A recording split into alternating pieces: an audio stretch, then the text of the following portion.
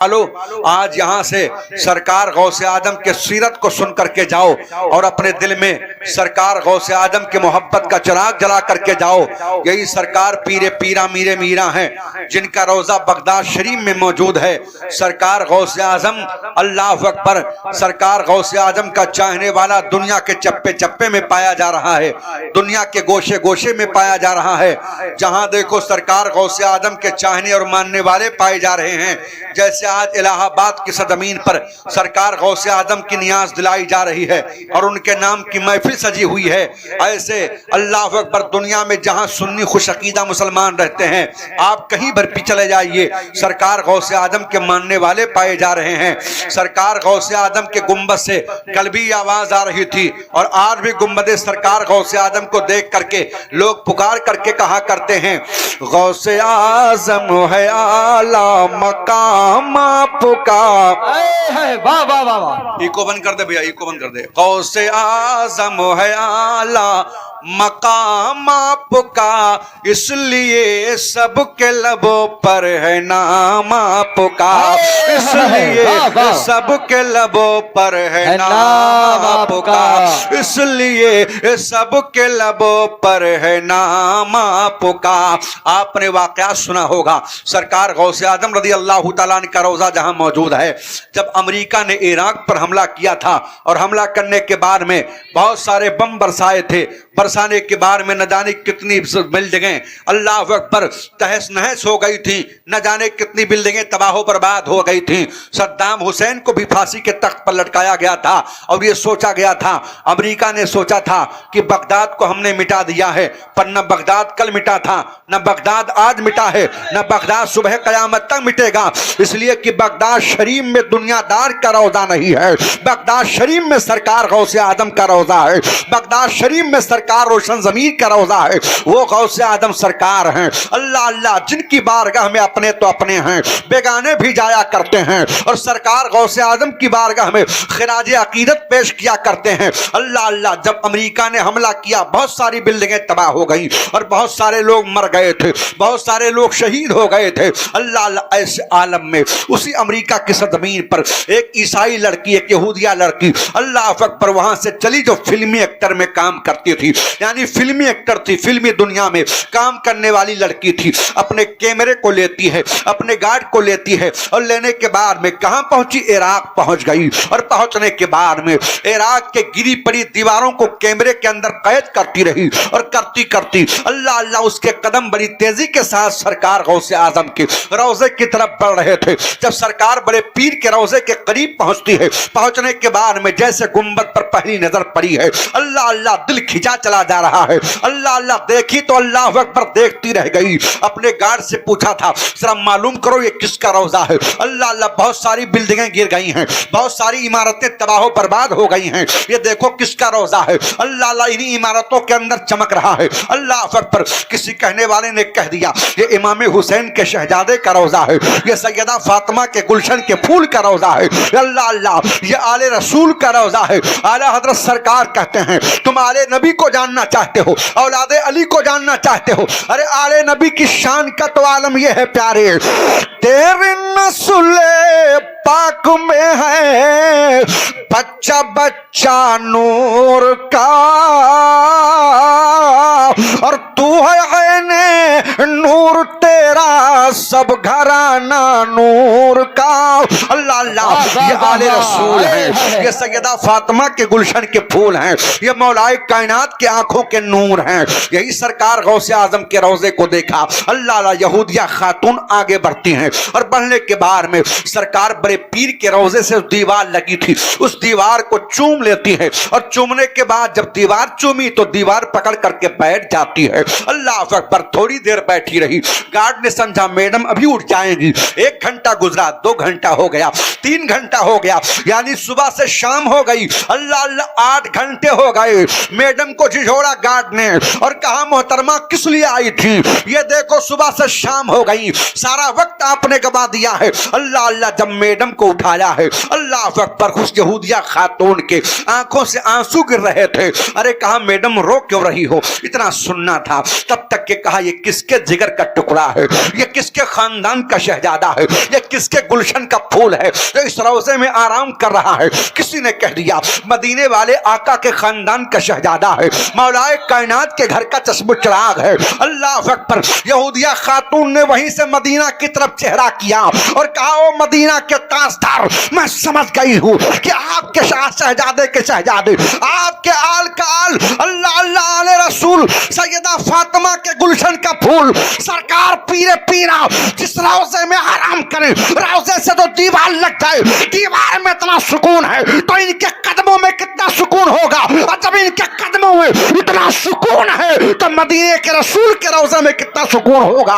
میں کلمہ پڑھتی ہوں اور پڑھنے کے بعد مذہب اسلام میں داخلہ لیتی ہوں۔ نعرہ تکبیر، نعرہ رسالت، جشن غوث اعظم، فیضان غوث اعظم، تاجدار بغداد، نعرہ تکبیر، نعرہ رسالت۔ اللہ اکبر! تبھی تو اعلیٰ حضرت سرکار کہتے ہیں تم سرکار بڑے پیر کی عظمت کو جاننا چاہتے ہو۔ ارے سرکار روشن ضمیر کے شان کا تو عالم یہ ہے، سر بھلا کیا کوئی جانے کی ہے کیسا تیرا، سر بھلا کیا کوئی جانے کی ہے کیسا تیرا، اولیاء ملتے ہیں آنکھیں وہ ہے تلوا تیرا، وہ ہے تلوا تیرا۔ اے سرکار بڑے پیر، جب آپ کے روضے سے لگے ہوئی دیوار میں اتنا سکون ہے تو آپ کے قدموں میں کتنا سکون ہوگا۔ اللہ اکبر! یہودیہ خاتون سے پوچھنے والوں نے پوچھا تھا تم نے کلمہ پڑھ لیا؟ ہاں میں نے کلمہ پڑھ لیا۔ کیا سوچ کر کے کلمہ پڑھا؟ یہودیہ خاتون نے بیان دیا کہ میں امریکہ میں رہتی ہوں، میں فلمی ایکٹر میں اللہ اللہ کام کرتی ہوں۔ کہتی ہے کہ رات میں سکون کے لیے نہ جانے کتنے کتنے ہزار کی شراب کی بوتل میں نے پی لیا تھا تاکہ مجھے سکون مل جائے گا، پر شراب کی بوتل پینے کے بعد میں رات کی تنہائی میں اللہ اللہ رات کی تاریکی میں ہم بے ہوش ہو جاتی، اور جب مجھے صبح ہوش آتا تو نہ جانے کتنے لوگ میرے عزت سے کھیل لیتے تھے، مجھے سکون نہیں ملتا تھا۔ پر یہ کس کا روزہ ہے؟ ارے جب مذہب اسلام کے ماننے والوں کے قدموں کا یہ حال ہے تو پیغمبر اسلام کی عظمت کا عالم کیا ہوگا؟ یہ سوچ کر کے میں نے کلمہ پڑھا ہے۔ وہ سرکار غوث اعظم کا روزہ ہے پیارے، یہی بغداد شریف ہے۔ اللہ اللہ ایک اخبار نکلتی ہے جس کا نام ہے نئی دنیا، اللہ اللہ شاہ صدیقی قلمکار کا نام ہے، اللہ اللہ دہلی سے نکلنے والا یہ اخبار۔ اللہ اکبر! میں نے ایک مضمون پڑھا تھا پیارے کہ اللہ اکبر امریکہ نے اپنی فوج کو عراق کے اندر داخل کر کے اور اللہ اللہ جگہ جگہ فوجی اڈا بنا رکھا تھا۔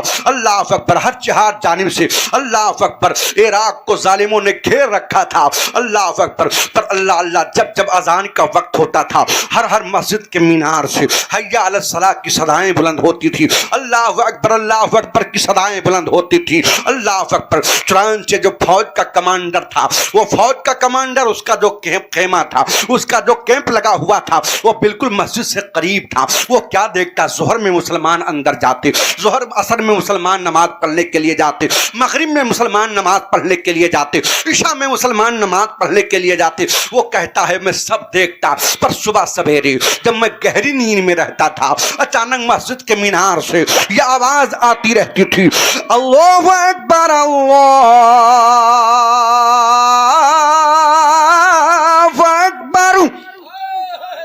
وہ کہتا ہے کہ جب یہ آواز آتی تھی تو ایسا لگتا تھا کہ میرا دل کھینچا چلا جا رہا ہے۔ اللہ اکبر! ایسا لگتا کوئی بوجھ رکھا تھا ہمارے دل پر ہلکا ہو گیا۔ ایک دن رہا نہ گیا وہ اچانک اللہ اللہ اس کا بیان ہے کہ ایک دن اذان سنتا رہا، 2 دن سنتا رہا، 40 دن گزر گئے تھے۔ وہ کہتا ہے مجھے برداشت نہ ہوا۔ ایک دن فجر کی نماز پڑھ کر کے مسلمان نکل رہے تھے، میں نے ایک مسلمان کو بلایا اور بلانے کے بعد روکا، اور روکنے کے بعد کہا یہ بتاؤ کہ صبح سویرے جو مسجد کے مینار سے آواز آتی ہے وہ کیا کہلاتی ہے؟ اس نے کہہ دیا یہ اذان ہے۔ کہ اذان کس لیے دی جاتی ہے؟ کہ اللہ کی عبادت کے لیے بلانے کے لیے، اللہ کی بارگاہ میں سر کو جھکانے کے لیے لوگوں کو آواز دی جاتی ہے اور اعلان کیا جاتا اللہ اکبر اللہ اکبر، یعنی اللہ سب سے بڑا ہے۔ کہ اچھا یہ بتاؤ اس میں جو لفظ محمد آتا ہے یہ کس کا نام ہے؟ اتنا سننا تھا تب تک کہ مسلمان نے طلب کر کے کہا تھا یہی تو ہمارے پیغمبر کا نام ہے، یہی تو بانی اسلام کا نام ہے۔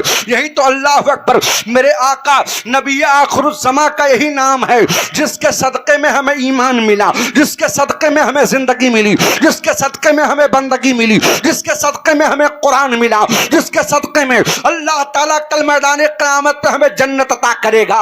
اللہ اکبر۔ اس فوج کے کمانڈر نے کہا تھا، امریکی فوج کا کمانڈر بولا، اے مسلمان آ میں تجھے گواہ بنا کر کے اور کلمہ پڑھ کر کے مذہب اسلام میں داخلہ لیتا ہوں۔ میں سمجھ گیا عراق کی سرزمین پر مسجد کے مینار سے لفظ محمد کی جب آواز آتی ہے، اللہ اللہ، ارے جن کے نام میں اتنی مٹھاس ہے تو بتائے اس کے زبان کا عالم کیا رہا ہوگا۔ میں کلمہ پڑھتا ہوں اور پڑھ کر کے مذہب اسلام میں داخلہ لیتا ہوں۔ واہ واہ واہ، کیا بات ہے! اسلام کی فطرت میں قدرت نے لچک دی ہے، یہ اتنا ہی ابھرے گا جتنا اس کو آپ دباؤ گے، کاٹنے والوں کی زندگی تباہ ہو گئی۔ اسلام کا پودا کل بھی ہرا تھا، آج بھی ہرا ہے اور صبح قیامت تک ہرا رہے گا۔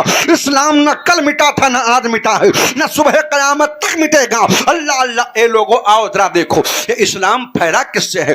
بزرگوں کے قدم سے پھیلا ہے، بزرگوں کی تحریر سے، بزرگوں کی تقریر سے پھیلا ہے۔ اللہ اللہ، محدثین کی تحریر سے پھیلا ہے۔ یہ وہ مذہب اسلام ہے پیارے۔ اللہ اللہ، یہی ہندوستان ہے۔ ہندوستان کی سرزمین پر عطائے رسول کے غلاموں کو دیکھو آج۔ اللہ اکبر، نہ جانے لوگ غریبوں کو پر کتنا ظلم کرتے ہیں، نہ جانے لوگ غریبوں کو کتنا ستاتے ہیں۔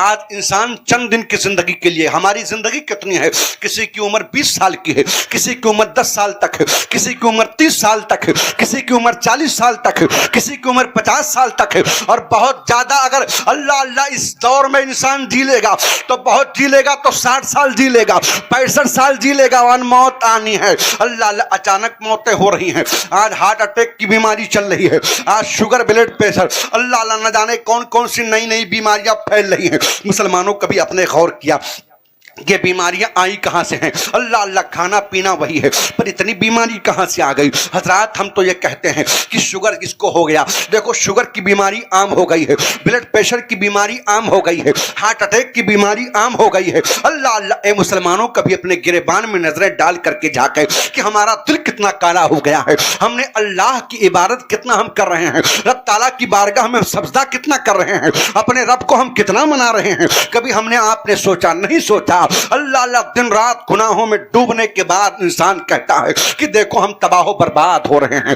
دن رات انسان گناہوں میں ڈوبنے کے بعد یہ کہتا ہوا نظر آتا ہے کہ دیکھو دن میں برکت نہیں ہے، دیکھو رات میں برکت نہیں ہے۔ اللہ اللہ، مہینہ ہفتوں کی طرح گزر رہا ہے، ہفتہ دن کی طرح گزر رہا ہے، اور مہینہ سال مہینے کی طرح گزر رہا ہے۔ اے لوگوں، آج سے اللہ اللہ اللہ اکبر 1500 سال پہلے، اللہ اکبر تقریباً 1500 سال پہلے میرے آقا نے ارشاد فرمایا تھا کہ جب قیامت قریب ہوگی تو اللہ اللہ سال مہینے کی طرح گزرے گا، اور مہینہ ہفتے کی طرح گزرے گا، اور ہفتہ دن کی طرح گزرے گا۔ آج صبح کب ہوئی، شام کب ہوئی، خبر نہیں پڑتی ہے۔ مسلمانوں ہم حیرت کرتے ہیں، ارے دن میں برکت نہیں ہے، نادان تیرے اندر کتنی صلاحیت ہے، تو نے ایک سجدہ اللہ کی بارگاہ میں کیا کہ نہیں کیا؟ اللہ اللہ، 5 وقت مسجد کے مینار سے یہ آواز آتی رہتی ہے، حی علی الصلاۃ، حی علی الصلاۃ، آؤ نماز کی طرف، آؤ نماز کی طرف، حی علی الفلاح، آؤ کامیابی کی طرف۔ بتاؤ مسلمانوں کتنی بار آپ حی علی الصلاح سن کر کے، حی علی الفلاح سن کر کے اپنے کام کو بند کر کے مسجد کی طرف گئے ہو؟ اللہ اللہ، ہم سنتے ہیں، اس کان سے سن کر کے اس کان سے نکال دیتے ہیں۔ ہمارا نوجوان صبح سے لے کر کے شام تک موبائل کی دنیا میں کھویا رہتا ہے۔ اے نوجوانوں ذرا بتاؤ کہ اللہ نے تمہیں اس لیے پیدا کیا ہے کہ اللہ اللہ روڈوں پر چل کر کے ناچ اور گانے کے ماحول میں زندگی گزارو؟ نہیں، اللہ نے تمہیں اس لیے پیدا نہیں کیا ہے، بلکہ پروردگار عالم نے تمہیں اس لیے پیدا کیا ہے تاکہ تم اس کی بندگی کرو، تاکہ تم قرآن کی تلاوت کرو، تاکہ تم اللہ کا ذکر کرو، تاکہ تم اپنے زبان سے نعت رسول پاک پڑھو، تاکہ اپنے زبان سے تم اللہ اس کے رسول کا ذکر کرو۔ پر ہائے نوجوان، اللہ اکبر، آج انسان کتنا بگڑ چکا ہے، صبح سے لے کر کے شام تک نہ جانے کتنے گناہ کرتا ہے۔ مسلمانوں کبھی دل پر ہاتھ رکھ کر کے آپ نے سوچا کہ لاؤ اپنے رب کی بارگاہ میں توبہ کر لیں، نہ جانے ہماری موت کب آ جائے گی۔ ابھی ہمارے شعبان الہ آبادی صاحب کہہ رہے تھے کہ ایک بہت بڑے عالم دین الہ آباد میں رہتے تھے حضرت، اللہ بھی 3 دن پہلے ان کا بیان ایک اسٹیج پر ہو رہا تھا، پر اچانک نہ کوئی بیماری تھی نہ کوئی معاملہ تھا، اچانک انتقال ہو گیا۔ میں نے کہا شعبان بھائی اللہ اکبر، موت جب آئے گی وقت پورا ہو جائے گا، وقت مقررہ سے نہ 1 سیکنڈ آگے ہوگا نہ 1 سیکنڈ پیچھے ہوگا، وقت مقررہ پر موت آئے گی، اللہ کا فرمان ہے۔ اے مسلمان، اللہ کے رسول نے فرمایا ہمیشہ موت کی تیاری کرتے رہو، ہمیشہ اللہ کی بارگاہ میں توبہ کرتے رہو۔ یہ مت سوچنا کل توبہ کریں گے، یہ مت سوچنا بوڑھے ہوں گے تب توبہ کریں گے، یہ مت سوچنا کہ پرسوں توبہ کریں گے۔ 1 سیکنڈ کا بھروسہ نہیں ہے، 1 منٹ کا بھروسہ نہیں ہے۔ آج اچھے نوجوانوں کو، ہٹے کٹے نوجوانوں کو موت آ رہی ہے، ہارٹ اٹیک کی بیماری بڑی تیزی کے ساتھ پھیلی ہوئی ہے، چھوٹے بچوں کو ہارٹ اٹیک آ رہا ہے۔ ابھی MP مدھیہ پردیش کے اندر میں وہاں موجود تھا، ایک صاحب نے بتایا کہ حضرت 10 سال کے بچے کو ہارٹ اٹیک آ گیا۔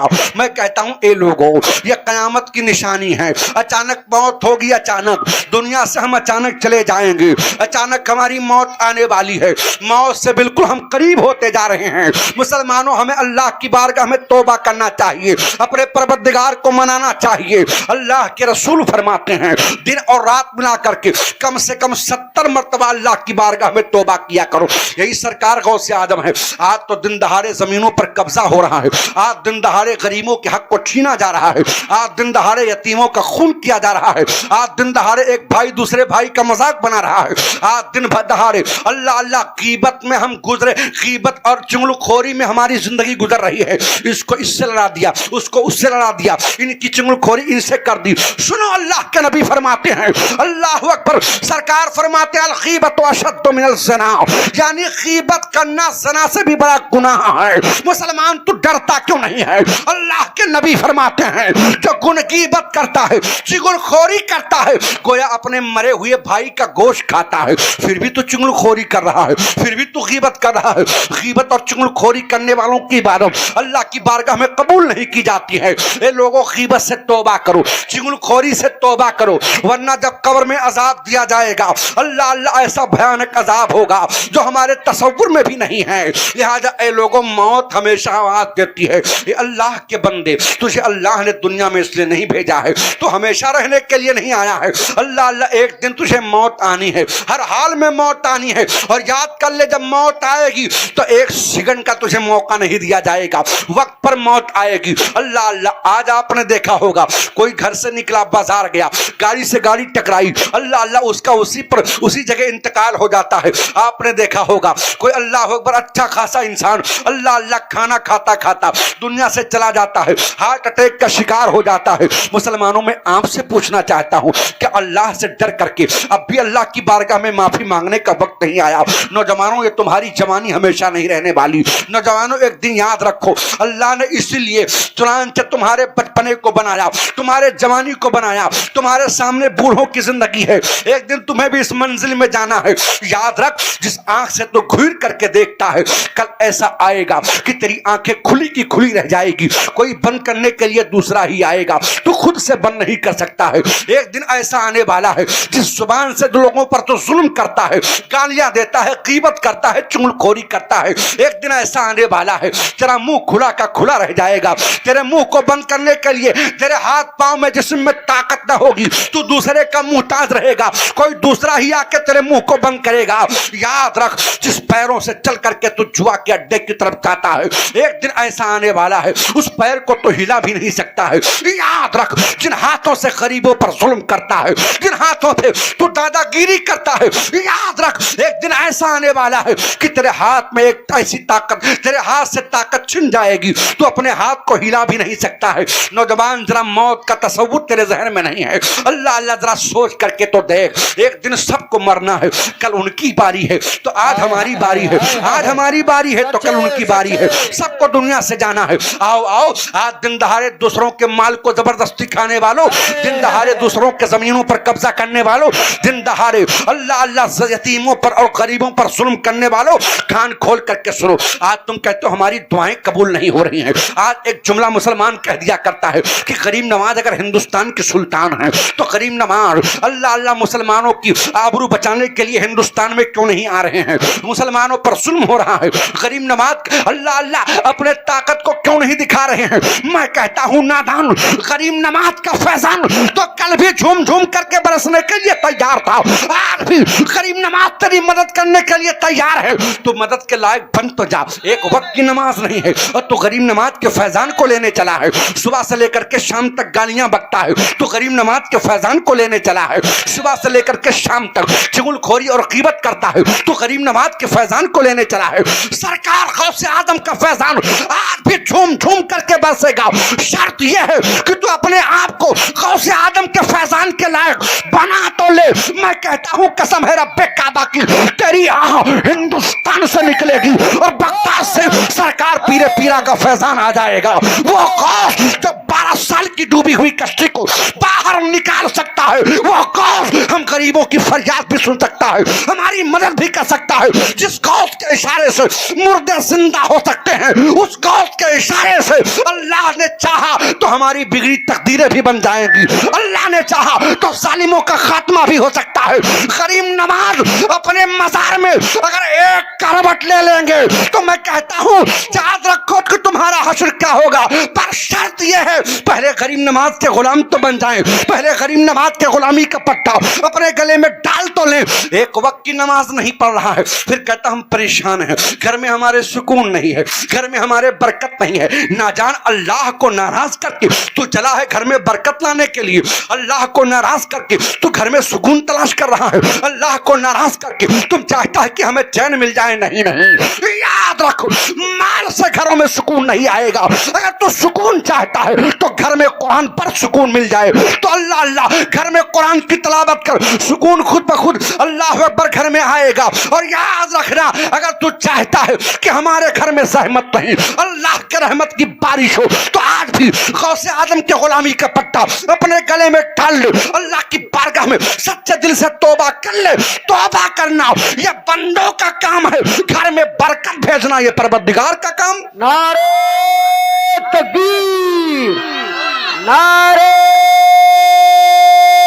رسالت، جس نے غوث اعظم، فیضان غوث اعظم، کرامت غوث اعظم حضرت علامہ سمیع اللہ قادری ثانی سبحانی، نعرہ تکبیر، نعرہ رسالت، زندہ باد۔ ڈاکٹر اقبال نے بہت پہلے کہہ دیا تھا، نہ سمجھو گے ہندی مسلمانوں، نہ سمجھو گے تو مٹ جاؤ گے۔ اے ہندی مسلمانوں تیری داستان تک بھی نہ ہوگی داستانوں میں۔ اللہ اللہ، پھر بھی مسلمان سمجھنے کو تیار نہیں۔ مولانا لوگ ہیں، ان کا کام ہی ہے کہنا، ان کا کام ہی ہے چلانا۔ نادان یاد رکھنا، جب قبر میں جائے گا تب معلوم پڑے گا مولانا کیا ہوتے ہیں۔ جب تو قبر میں جب تجھ پر عذاب ہوگا تب معلوم پڑے گا مولانا کیا ہوتے ہیں۔ جب موت کا فرشتہ آئے گا تب معلوم پڑے گا کہ مولانا کیا ہوتے ہیں۔ یاد رکھو یہی وہ مولانا ہے جب قبر میں لوگ مٹی دے کر کے مانو مٹی کے تلے تجھے دبا کر کے دفن کر کے آ جاتے ہیں، یہی وہ مولانا ہے جو قبر پہ کھڑے ہو کے کہتا ہے اے اللہ یاسین پڑھنا اس بندے کا کام تھا، سورہ فلق پڑھنا اس بندے کا کام تھا، سورہ اخلاص پڑھنا اس بندے کا کام تھا، اور تلاوت کلام ربانی کی برکت سے اس کی مغفرت کرنا یہ پروردگار کا کام۔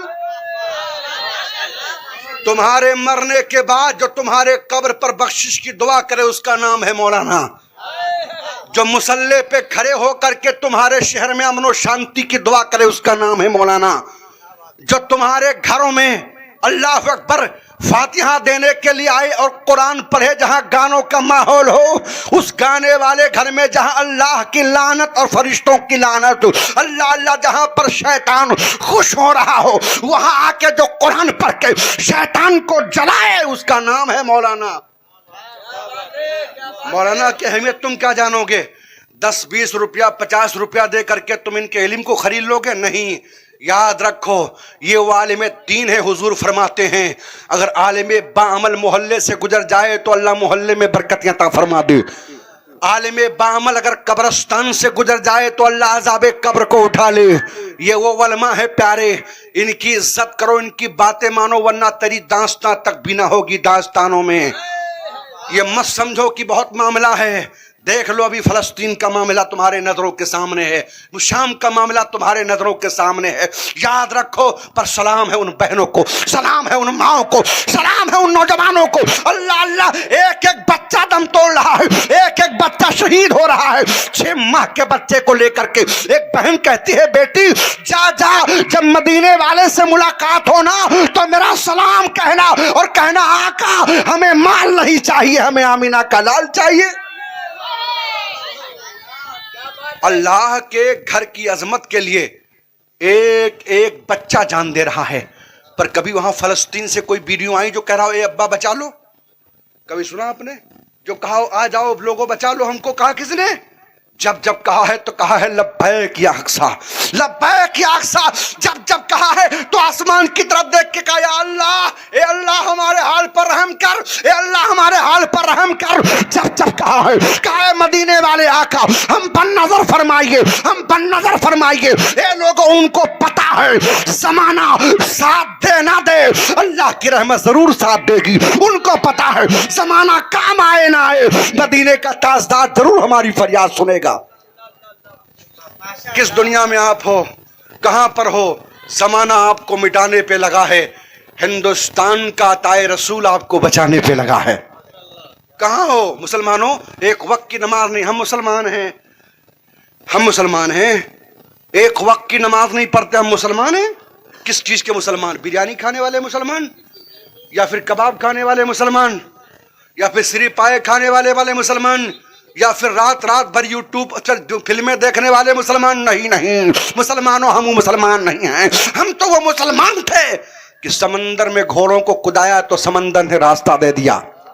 پتا ہے ہمیں ہمارے گھروں کی آواز تھی دشت تو دشت ہے دریا بھی نہ چھوڑے ہم نے، بحر ظلمات میں دوڑا دیے گھوڑے ہم نے، ہماری ہی آواز تھی کہ محمد سے وفا تو نے تو ہم تیرے ہیں، یہ جہاں کیا چیز ہے لوح و قلم تیرے ہیں۔ وہ سرکار غوث اعظم کی محفل میں آنے والوں ایک آخری بات عرض کروں پیارے، میں جلدی سے اپنے بیان کو سمیٹ رہا ہوں اور انشاءاللہ جلد سے جلد اپنے بیان کو ختم کر رہا ہوں۔ میں عرض یہ کرنا چاہتا ہوں بے ایمانی کرنے والوں، چوریاں کرنے والوں اور دوسروں کے مجبوری سے ناجائز فائدہ اٹھانے والوں، سنو کان کھول کے، سرکار غوث اعظم ہیں، بازار میں تشریف لائے۔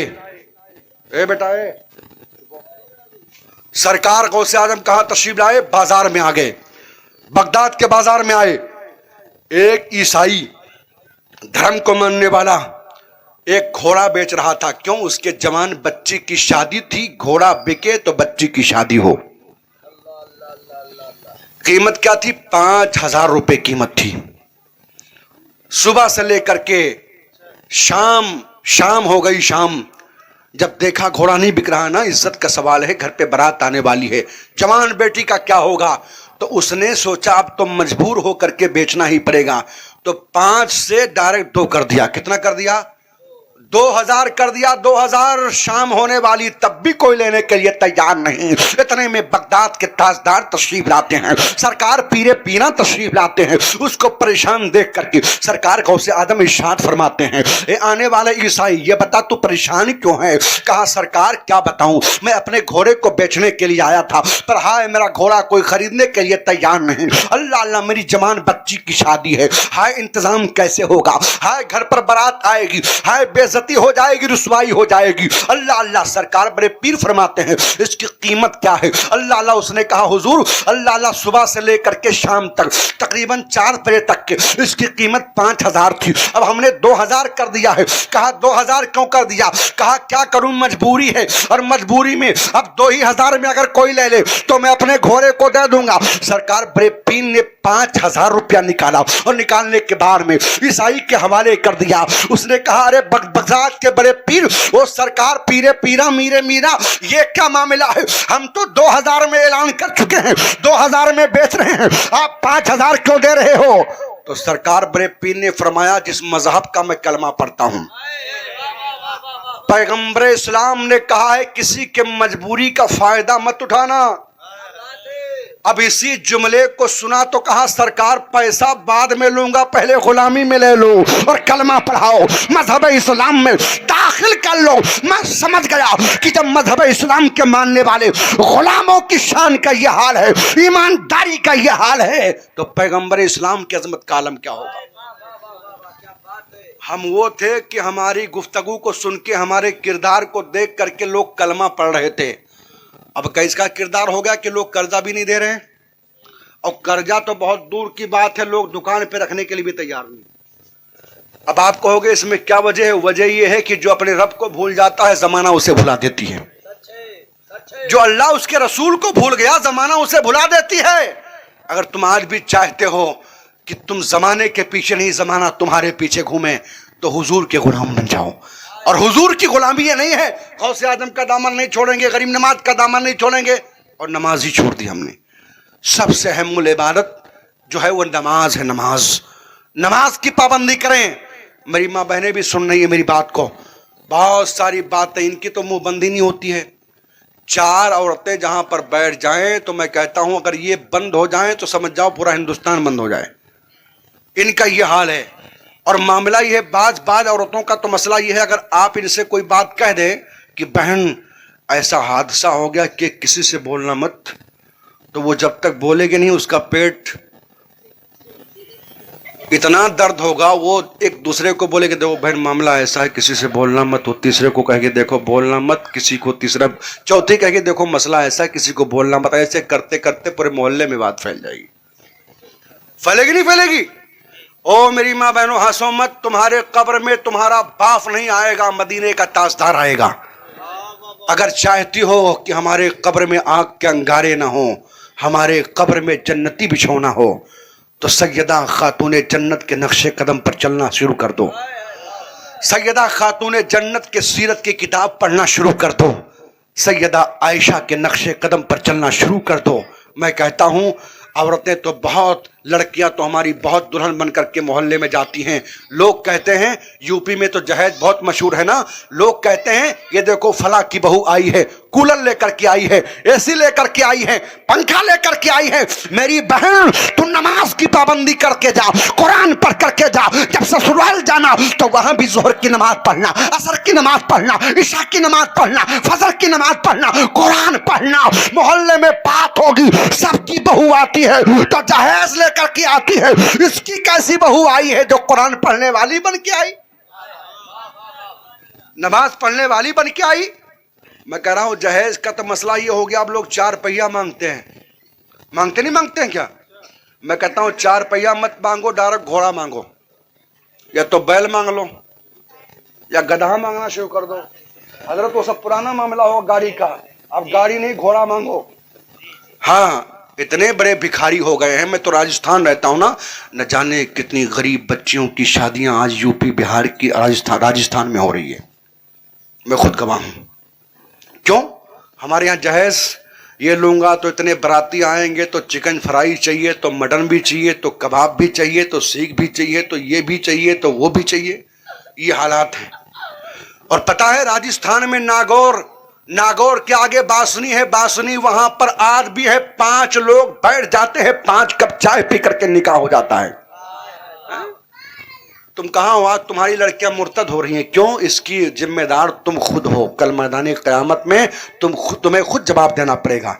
آج 15 سال کی بچیاں، 12 سال کی لڑکیاں، 18 شادی تو ہوئی نہیں، وہ بڑی بڑی موبائل ہے، چپ بڑھو جہاں سے گیا۔ 15 سال کی بچیاں، 10 سال کی بچیاں، ان کے ہاتھ میں موبائل، وہ بھی ٹچ والی۔ تجھے شرم نہیں آتی نوجوان؟ کبھی تو نے ایک تماچا کھینچ کر کے مار کر کے پوچھا بہن تیری شادی تو نہیں، تو بات تو کس سے کرتی؟ تجھے غیرت نہیں آئی؟ تو شرم سے ڈوب کر کے منا نہیں؟ آج یہی وجہ ہے کہ ہماری بچیاں مرتد ہو رہی ہیں، غیروں کے ساتھ جا رہی ہیں۔ اس کے ذمہ دار کون ہے؟ تم ہو نوجوانوں، تم ہو نوجوانوں۔ وہ پہلے کا مسلمان تھا جو اپنی بہن کو پردے میں رکھتا تھا، وہ پہلے کا مسلمان تھا جو اپنی ماں کو پردے میں رکھتا تھا۔ آج تو ننگا اسکارف پہنا کے گھماتا ہے، اگر وہ میک اپ کر کے گھومے اچھی طرح سے تو خوش ہوتا ہے۔ دیکھو میں کہتا ہوں لعنت ہے ایسے بھائیوں پر یاد رکھو کبھی تم نے اس کے جھجھوڑ کر کے پوچھا بہن موبائل کی ضرورت تجھے کیا ہے؟ تجھے نانی سے بات کرنا، میرے موبائل سے بات کر، خالہ سے بات کرنی ہے میرے موبائل سے بات کر لے، ماموں سے بات کرنی ہے میرے موبائل سے بات کر لے۔ مسلمانوں ہوش میں آؤ، ہوش میں آؤ، ورنہ کل تھی اللہ، ورنہ وہ دن آنے والا ہے کہ تیری داستان تک بھی نہ ہوگی داستانوں میں۔ اللہ اللہ، ہزار نہیں کئی لاکھ بچیاں ہماری مرتد ہو گئی ہیں، ہزار کی بات نہیں کرتا ہوں، کئی لاکھ بچیاں۔ پتہ ہے ایک سید صاحب کہتے ہیں کہ میرے سامنے ایک مسلمان رہتا تھا، اس کی بہن اسکول جا رہی تھی نا، اسکول وہ اسکرٹ پہن کر کے، میں نے کہا نادان تم مسلمان ہے اسکرٹ پہن کے بھیجا رہا ہے؟ تو اس نے کہا مولانا ہماری بہن ہم کچھ بھی پہنا ہے، تمہیں کیا کرنا ہے؟ کہتے ہیں کہ آج جب جوان ہوئی تو اس کی بچی غیر مسلم کے گھر میں ہے، بھاگ کے چلی گئی۔